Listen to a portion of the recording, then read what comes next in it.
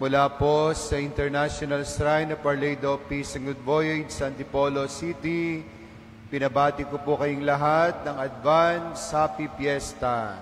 Palakpakan natin ang Cruz sa Wawa.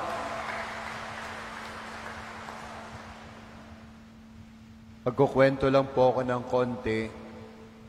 Alam niyo ba, noong 1993, July, nung Pagoda Tragedy, kami ni Father Maladra ay magkasama na sa seminaryo. Siya po ang aming formator sa formation year. Pagising namin ng umaga, alas 5 pa lang, naka-expose ang Blessed Sacrament. At si Father Maladra ay nag-Holy Hour. At ang sabi sa amin, mag-Holy Hour din daw kami para sa Pagoda Tragedy. Para sa mga namatay na sa Pagoda, wala kaming ginawa kundi magdasal para sa kanila. Hindi ko alam kung naalala pa yun ni Father Mar, pero yun po yung unang taon ko sa seminaryo dito sa Giginto, Bulacan, sa inyong diocese. At yun po, matagal na kami magkasama ni Father Mar sa seminaryo pa lang. At ang hindi ko nga po makalimutan, yung unang buwan pa lang, kasi June ang pasukan, pagdating ng July, nangyari yung Pagoda Tragedy. Mga kapatid, narito tayo ngayon para pinagpapatuloy ang pagpaparangal sa krus sa Wawa. Narito tayo ngayon, nagnunubina, ika-4 na araw ng nobinaryo, para sa pagpaparangal sa krus ng ating Panginoong Kristo. At para na rin sa pagdarasal para sa mga nagbuwis ng buhay ng Pagoda Tragedy. At para na rin sa pananalangin na sana ang nangyaring iyon ay hindi na maulit magpakailanman. Amen? Ang magandang tanong sa araw na ito para sa ating lahat ay paano ba tayo sumusunod sa ating Panginoong Kristo? Paano ba natin, mga kapatid, sinusundan si Jesus bilang kanyang mga alagad, bilang mga Katoliko, bilang mga Kristiyano? Narinig natin sa Ebanghelyo ayon kay San Mateo, nilapitan daw ang ating Panginoong Kristo ng isang eskriba at sinabi sa kanya, Guro, susunod po ako sa inyo, saan man kayo magpunta. Unang-una, kakaiba yata itong eskriba na ito sapagkat hindi siya tutol o hindi siya lablaban sa mga turo at aral ng ating Panginoong Kristo. Bagkus, mga kapatid, nais niyang sumunod sa ating Panginoong Yesus. Pero anong sagot ni Jesus sa kanya? Wala akong bahay, wala akong matulugan, wala man lamang kong mapagpahingahan. Mabuti pa nga ang mga ibon may pugad. Mabuti pa ang mga asong gubat may lungga. Pero ako, wala. Ako'y dukhang-dukha. Paano ka susunod sa akin? At sinunod kaagad ni San Mateo, yung isang alagad naman ang sabi sa Panginoon, Panginoon, sandali lang. Ililibing ko muna ang aking ama. Anong sabi ni Jesus? Hayaan mo na yung mga patay ang maglibing sa mga patay.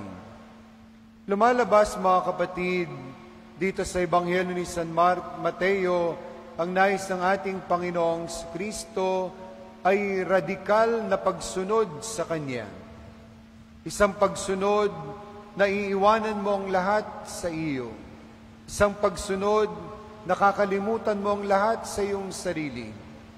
Isang pagsunod na totoo at hindi pansamantala.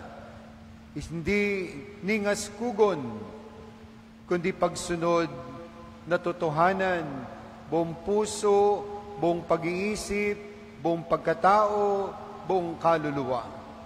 Hindi ba sa ibang bahagi ng Ebanghelyo, sinasabi rin ng ating Panginoong Kristo o tinuturo niya sa kanyang mga alagad, kung sino mang nais sumunod sa akin, kalimutan niya ang kanyang sarili, pasanin niya ang kanyang krus at sumunod sa akin. Yan ang radikal na nais ni Jesus na pagsunod sa Kanya. Na habang tayo sumusunod sa Kanya, kaming mga pare, yung mga madre, kayong mga laiko, lahat tayo mga kapatid ay tagasunod ng ating Panginoong Kristo. Kayong mga taga-Bukawi, mapalad kayo sapagkat meron kayong krus sa wawa, meron kayong mapaghimalang krus ng ating Panginoong Kristo na laging ipinapaalala sa inyo ang krus ni Jesus. Na pag nakikita niyo ang krus sa wawa, dapat lagi niyong naaalala, nadarama, na pagninilayan ang pag-aalay ng buhay ng ating Panginoong Kristo sa krus para sa ating kaligtasan. Na sana ang tanda ng krus na yan ay tanda ng pag-ibig ng Diyos na ating sinusundan, na ating tinutularan. Marami sa atin, sa simula ng pagsunod, napakadali, napakasaya, napaka-aktibo tayo sa pagsunod natin. Pero kung minsan tumatagal, lumalaon, nawawala tayo, naliligaw tayo ng landas. Oo, dasal tayo ng dasal. Oo, nagsisimba tayo. Oo, nananatili kaming pare o yung mga madre. Pero kung minsan, naliligaw tayo ng landas, umamin man tayo sa hindi, nawawala tayo sa focus, nawawala yung ating atensyon sa krus ni Kristo. Nakakalimutan natin mga kapatid ang sabi ni Jesus, kalimutan mo yung sarili, pasanin mo yung krus at sumunod ka sa akin. Nangyayari yung mga pagkakataon na yon kapag si Jesus na ang pinasusunod natin sa ating buhay, kapag masyado na tayong demanding sa ating mga dasal, kapag masyado na tayong nagtatampo sa Diyos, kapag hindi natin nakukuha yung ating gusto. Yun na yung mga palatandaan na hindi na tayo sumusunod kay Jesus, kundi si Jesus na ang sumusunod sa atin. Kapag marami na tayong tampo sa Diyos dahil sa ating mga panalangin, kapag marami na tayong reklamo sa Diyos kasi hindi natin nakukuha yung ating gusto, baka iba na ang pinasusunod natin. Si Jesus na, hindi tayo. Tanungin nyo nga yung katabi nyo, sino na ang sumusunod? Ikaw o ang Diyos? Go. Palakpakan natin ang mga sumusunod pa rin sa ating Panginoong Kristo. Mga kapatid, bilang mga tagasunod ng ating Panginoong Kristo, bilang alagad ni Jesus, bilang alagad ng krus ng wawa, tandaan natin ang pagiging alagad, ang pagiging tagasunod, ang pagiging katiwala ay permanente at habang buhay. Sabihin nyo nga, ang pagiging alagad ay permanente. Go. Pagiging alagad ay permanente. Palakpakan natin mga naniwala. Permanent yan. Tayo mga stewards lang, tayo katiwala lang ng Diyos, tayo mga alagad lang ng Diyos. At permanente yan, lifetime mga kapatid, ang pagiging alagad ni Kristo, ang pagiging katuwang ni Kristo. Hindi tayo nagiging Diyos habang tayo tumatanda.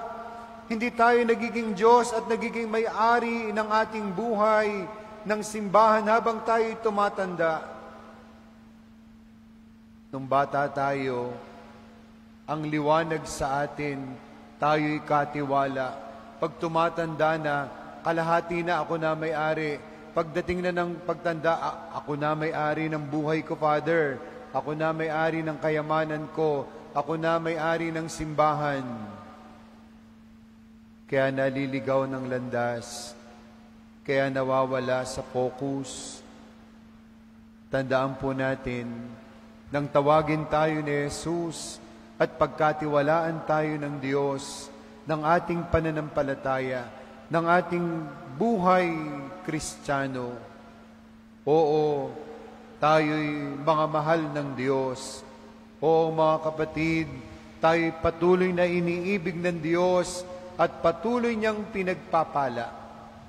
Pero permanente ang pagiging alagad ni Kristo. Hindi yan nagiging Diyos. Hindi ka nagiging Diyos. Hindi ka nagiging may-ari ng pagpapala ng Diyos. Mananatili tayo, mga kapatid, ay katiwala. Hindi ba naman lahat ay iiwanan din natin? Hindi ba naman lahat ay ibibigay din natin sa iba? Pati ang ating sarili, pati ang ating buhay, alam natin yan ay matatapos at may hangganan. Merong tunay na may-ari, merong tunay na Diyos ang ipinako sa krus, namatay at muling nabuhay para sa ating kaligtasan. Dapat tayong laging sumunod sa Kanya, dapat siya ang lagi nating sundan, ang kanyang mga turo at aral. At tayong lahat, mga kapatid, paulit-ulit po nating ipaalala sa ating sarili bilang mga alagad ni Kristo, bilang mga katiwala ni Kristo ng simbahan at ng ating pananampalataya. Tayo'y permanente na katiwala ng Diyos.